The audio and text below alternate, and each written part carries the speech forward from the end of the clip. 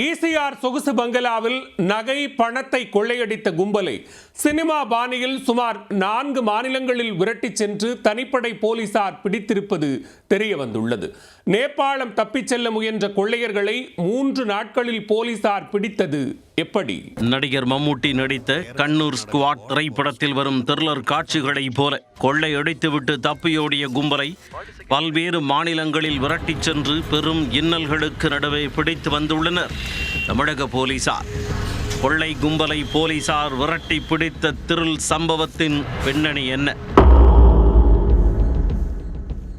சென்னை கிழக்கு கடற்கரை சாலை ஈஞ்சம்பாக்கத்தில் உள்ள ஆலிவ் பீச் அருகே பிரஜேஷ்குமார் என்பவரின் சொகுசு பங்களா அமைந்துள்ளது. இந்த வீட்டிற்குள் கடந்த 29ஆம் தேதி இரவு கயிறு கட்டி ஏறி புகுந்த மர்ம நபர்கள் லாக்கரை உடைத்து தங்கம், வைரம் மற்றும் ரொக்க பணத்தை கொள்ளையடித்து சென்றனர். தொழிலதிபர் பிரஜேஷ்குமார் தனது தொழில் ரீதியாக குடும்பத்துடன் ஜெர்மனிக்கு சென்றிருந்த நேரத்தில் இந்த கொள்ளை சம்பவம் அரங்கேறியது. இது குறித்த புகாரின் பேரில் வழக்கு பதிவு செய்த போலீசார் நீலாங்கரை உதவி ஆணையர் பரத் தலைமையில் சுமார் 10 தனிப்படைகள் அமைத்து தீவிர தேடுதல் வேட்டையில் இறங்கினர்.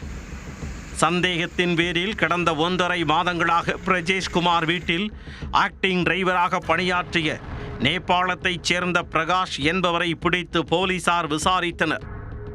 அவரிடம் நடத்திய கிடுக்குப்பிடி விசாரணையில் அவரும் அவரது கூட்டாளிகளும் சேர்ந்து கொள்ளை சம்பவத்தை அரங்கேற்றிய திடுக்கிடும் தகவல் தெரிய வந்தது.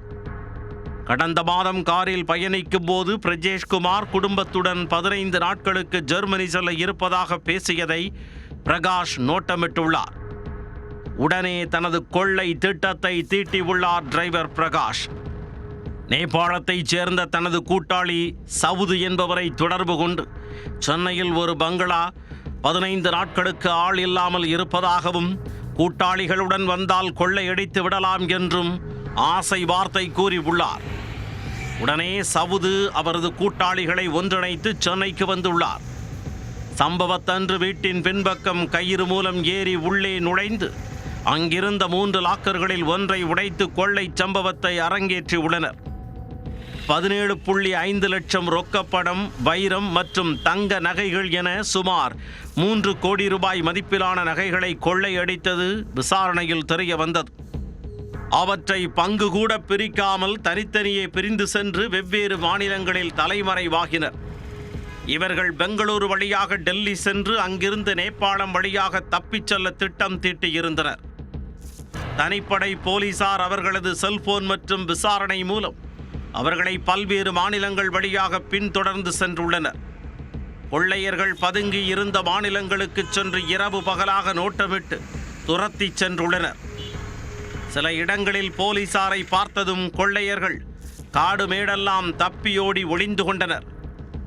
இருப்பினும் விடாமல் துரத்தி சென்ற போலீசார் அனுபவம் இல்லாத இடங்களில் தேடி சுற்றி திரிந்து 3 பேரை கைது செய்தனர். அவர்களில் மனோஜ் மாசி என்கின்ற சவுதுவை பிடிக்கச் சென்றபோது ஓடும் பேருந்தில் இருந்து குதித்து தப்பியோடியுள்ளார். போலீசார் அவரை விடாமல் துரத்தி சென்று மடக்கி பிடித்து கைது செய்தனர். கொள்ளையர்களிடமிருந்து 90% நகைகள் மற்றும் பணம் பறிமுதல் செய்யப்பட்டது. பிடிபட்டவர்கள் நேபாளத்தைச் சேர்ந்த கார் ஓட்டுநர் பிரகாஷ் காட்கா, மனோஜ் மாசி என்கின்ற சவுது, ஜனக் பிரசாத், ஜெய்சி, லலித்குமார் என்பது தெரிய வந்துள்ளது. இவர்கள் சென்னையில் கடைசியாக 250 சவரன் தங்க நகைகளை கொள்ளையடித்து கைவரிசை காட்டியிருப்பது விசாரணையில் தெரிய வந்தது. அவர்களை பற்றிய எந்த தடயமும் தெரியாமல் திணறி வந்த போலீசார் தற்போது கொள்ளை நடந்து 3 நாட்களில் பிடித்து தமிழகம் கொண்டு வந்துள்ளனர். நீலாங்கரை உதவி ஆணையர் பரத் தலைமையிலான தனிப்படையினரை சென்னை பெருநகர காவல் ஆணையர் மற்றும் உயர் அதிகாரிகள் வெகுவாக பாராட்டினர்.